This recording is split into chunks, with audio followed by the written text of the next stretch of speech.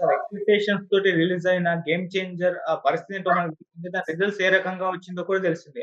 అయితే ఇప్పుడు ఈ పూర్తి రిజల్ట్స్‌కు కారణం శంకర్ గారే. ఆయన వల్లే ఈ సినిమా ఇటువంటి పరిస్థితికొచ్చింది. సినిమా డ్యూరేషన్ ఎక్కువగా తీసేసి ఖర్చు ఎక్కువ పెంచేసాడు. నటీనటులు ఎక్కువ కాలం పాటు ఈ సినిమాకే ఉండేటట్టు చూసుకున్నాడు.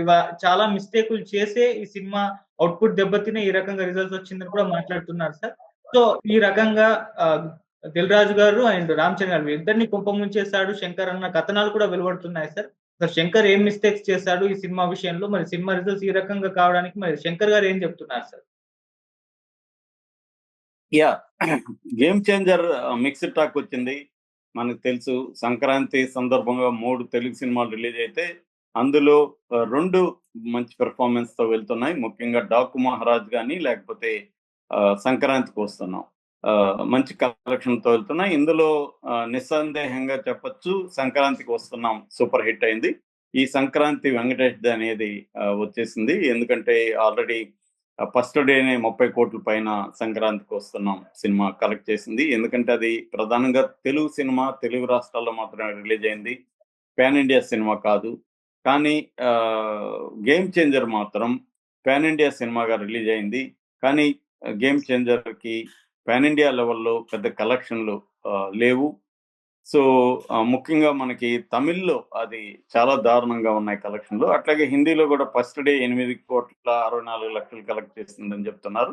తర్వాత వీకెండ్‌కొచ్చేసరికి అది మండేతో సహా కలుపుకుంటే 4 రోజులకి 30,00,00,000 దాటలేదు. అంటే డౌన్ అయిపోయింది బాగా. సండేకి 2,00,00,000 గూడా మండేకి 2,00,00,000 గూడా కలెక్ట్ చేయలేదని తరుణ్ ఆదర్స్ పోస్ట్‌లో పెట్టాడు.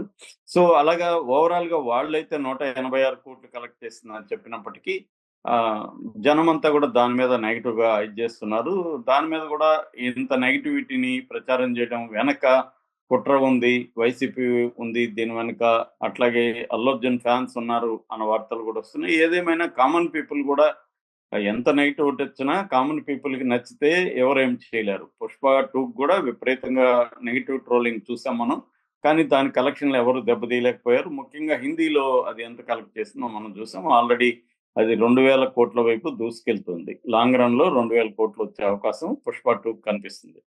కానీ 'గేమ్ చేంజర్' విషయానికొచ్చేసరికి ఏమైందంటే, నిజానికే దానికి అంత బడ్జెట్ ఆ సినిమా చూస్తే అంత బడ్జెట్ దీనికి అవుతుందా అన్న ఫీలింగ్ కలుగుతుంది. అందువల్ల ఇప్పుడు ఒక వార్త వైరల్ అవుతుంది. 'గేమ్ చేంజర్‌ని' కొంప ముంచింది శంకరే. శంకర్ కావాలని ఎక్కువ డబ్బులు ఖర్చు పెట్టిచ్చాడు. మామూలుగా శంకర్ ఏందంటే 130 రోజుల్లో కంప్లీట్ చేస్తానని 'దిల్ రాజు'కి మాటిచ్చాడు. 130 రోజులనేది 350 రోజులైపోయింది. అక్కడ విపరీతంగా బడ్జెట్ పెరిగిపోయింది. అట్లాగే సాంగ్స్‌కి 5 సాంగ్స్‌కి 75,00,00,000 ఖర్చు పెట్టడం గూడా వేస్టు. అంతంత కోట్లు పాటలకు ఖర్చు పెట్టడం అనేది ఇవాళ పాట మంచిగా ఉండాలి, ఇంట్రెస్టింగ్‌గా ఉండాలి. మనం సంక్రాంతికొస్తున్నాం చూసాము. ఎంత తక్కువ బడ్జెట్‌లో తీశారు. పాటలు బ్రహ్మాండంగా హిట్ అయినాయి. అవి చూసుకోకుండా కావాలనే ఖర్చు పెట్టి పాత పద్ధతిలో శంకరు ఇవాల్టి సినిమా ఎలా ఉంది? ఎలా ఎవాల్వ్ అయింది? అదేమీ పట్టించుకోకుండా తన ఓల్డ్ పద్ధతిలోనే చేశాడు. సో, దీనివల్ల 450,00,00,000 దిల్ రాజుకి బడ్జెట్ అయింది. ప్లస్ వ ఇది 3 ఏళ్ళు చేశారు. మామూలుగా అయితే 1 ఇయర్‌లో కంప్లీట్ చేస్తానని చెప్పిన శంకరు 3 ఏళ్లలో చేయడం వెనక ఆయన, ఆయన పర్సనల్ ఆహ్, ప్రాబ్లమ్స్ ఉన్నాయి. ఎందుకంటే ఆయన 'ఇండియన్ 2' సినిమా కంప్లీట్ చేయకుండా దీని జోలికొచ్చేసరికి వాళ్ళు ప్రొడక్షనోళ్ళు కేసులు పెట్టారు. దాంతో ఆయన దీన్ని పక్కన పెట్టి దాన్ని కంప్లీట్ చేయాల్సిన పరిస్థితి ఏర్పడింది. దానివల్ల 'దిల్ రాజు'కి ఈ 3 ఏళ్ళకి గాను 100,00,00,000 ఇంట్రెస్ట్ పడింది. దానివల్ల 450 ప్లస్ 100 550,00,00,000 'దిల్ రాజు' నెత్తిన భారం పడింది. దీనివల్ల వాళ్ళకి నిజానికి డీసెంట్‌గా ఉన్నాయి. మామూలుగా మనం పెద్ద సినిమాలతో కంపేర్ చేయకపోతే ఈ ఈ 'గేమ్ చేంజర్' అనేది డీసెంట్‌గానే ఉంది కలెక్షన్‌లు. సో, డీసెంట్ కలెక్షన్‌లు ఉన్నా గూడా ఎందుకది ఫ్లాప్ సినిమా అని చెప్తున్నారంటే, because of the over budget. ఎప్పుడైనా ఫ్లాప్ హిట్ అనేది అర్థమేంటి? నువ్వు 50,00,00,000 సినిమా ఖర్చు పెడితే 50,00,00,000 నీకొస్తే అది హిట్టే. జనమేమనుకుంటున్నారనేది అనవసరం. కలెక్షన్‌లు బట్టే మనకి ఫ్లాపా, హిట్టా అనేది మనం చెప్పాలి. కానీ ఇక్కడేమైంది? దీనికి ఒక డీసెంట్ కలెక్షన్‌లు ఏర్పడినా, మిక్స్డ్ టాక్ ఉన్నా ఇది గట్టున పడేది. ఎప్పుడు దీనికి గాని రీజనబుల్ బడ్జెట్ పెట్టుంటే. కానీ రీజనబుల్ బడ్జెట్ పెట్టకుండా శంకర్ ఏం చేశాడంటే 130 రోజులు చేయాల్సిన దాన్ని 350 రోజులు షూటింగ్ డేస్ పెట్టేశాడు.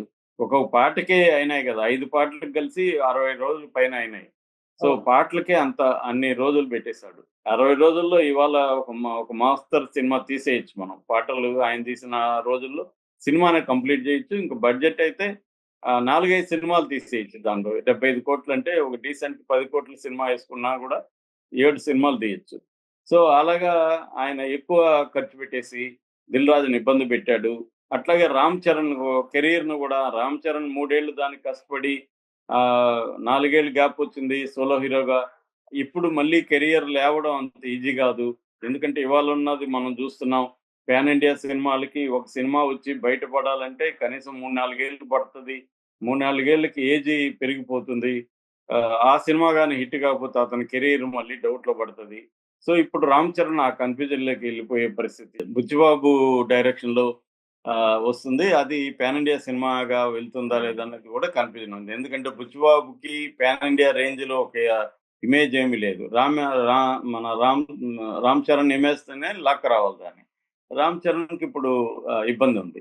సో, ఇటువంటి వాటికంత కారణం 'శంకరే' అన్న వార్తలొస్తున్నాయి. కాకపోతే వాళ్ళ టీమ్ ఎవరు దీని గురించి ఏం మాట్లాడట్లేదు. 'దిల్ రాజు' గాని, 'రామ్ చరణ్' గారు మాట్లాడట్లేదు. యాక్చువల్‌గా 'దిల్ రాజు'కి కొంతలో కొంత ఊరట సంక్రాంతికి వస్తున్నాం మంచి హిట్ అయింది కాబట్టి 'దిల్ రాజు' దీంట్లో లాస్‌ని దాంట్లో కవర్ చేసుకునే పరిస్థితి 'దిల్ రాజు' కనిపిస్తుంది. అందుకని 'దిల్ రాజు' తెలివిగా ముందే గ్రహించాడు.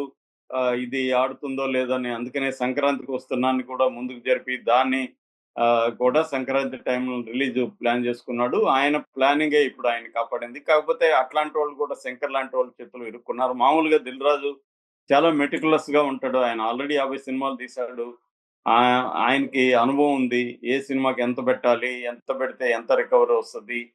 రిస్క్ ఎంత తీసుకోవాలి? ఇవన్నీ ఆయనకి తెలుసు. ఎందుకంటే ఆయన ఓన్లీ ప్రొడ్యూసరే కాదు, డిస్ట్రిబ్యూటర్‌గా చాలా సినిమాలు చేశాడు కాబట్టి ఆయనకి అండర్‌స్టాండింగ్ ఉంది. కానీ ఆయన గూడా ఈ 'శంకర్' సినిమాలో ఇరుక్కున్నాడు. ఒకప్పుడు వార్తలు గూడా వచ్చాయి 'దిల్ రాజు' బయటకి రాబోతున్నాడని. కానీ చిరంజీవి వాళ్ళు కొంత ప్రెషర్ చేసి 'దిల్ రాజు'ని బయటికి రానీయకుండా చూసుకొని నెగెటివ్ టాక్ రాకుండా 'దిల్ రాజు'ని ఉంచి చేశారనేది ఒక వార్త వస్తుంది. రెండో వార్త 'దిల్ రాజే' కాకుండా చిరంజీవి కూడా దీంట్లో ఇన్వెస్ట్ చేశాడు 'దిల్ రాజు' పేరుతో. ఎందుకంటే 'త్రిబుల్ ఆర్‌లో' గూడా అదే జరిగిందని. ఆయన డీవీవి దానయ్య రియల్ ప్రొడ్యూసర్ కాదు. చిరంజీవే 'త్రిబుల్ ఆర్' ఖర్చు పెట్టాడనేది గూడా ఒక వార్తుంది. అలాగే దీంట్లో గూడా 'దిల్ రాజు' డబ్బుల కంటే గూడా చిరంజీవి డబ్బులున్నాయి అనేది గూడా ఒక వార్తొస్తుంది. ఏదేమైనా 'రామ్ చరణ్' అయితే ఒక ప్రకటన గూడా ఇష్యూ చేశాడు. ఫ్యాన్స్‌కు, ఆడియన్స్, మీడియాని సంబోధించి ఒక లెటర్ ఆయన రాసాడు. అందులో అందరికి థాంక్స్ చెప్పాడు. నాకిది ప్రత్యేకమైన సినిమా. ఈ విజయాన్ని నేను ఆస్వాదిస్తున్నాను ఇలాగ ప్రకటించాడు. మరోవైపు దీనికి వివాదాలు కూడా చుట్టుముడుతున్నాయి. ఒకవైపేమో పైరేటెడ్ హెచ్‌డీ వెర్షన్ వచ్చేసింది. ఇది అది కూడా ఫస్ట్ డే వచ్చింది. 'పుష్ప 2' లాంటి దాంట్లో కొన్ని 3 వారాల తర్వాత వస్తే, ఇది ఫస్ట్ డే వచ్చేయడంతో దాన్ని బస్సుల్లో వేసేసారు సంక్రాంతి సందర్భంగా. పైగా నిన్న వార్త ఏందంటే కేబుల్ టీవీ కొన్ని టౌన్‌లలో కేబుల్ టీవీ వాళ్ళు కూడా దాన్ని జనాలకేసేస్తున్నారు. అలాగా ఏమైంది అసలే దాని మీద నెగటివిటీ ఉంది. సో, ఇంక థియేటర్‌కి ఏమెళ్తాము? పైగా టికెట్ రేట్లు పెరిగాయి. సో, ఒక ఫ్యామిలీ నలుగురున్న ఫ్యామిలీ ఎళ్ళాలంటే మినిమమ్ 3000 ఖర్చు పెట్టాలి.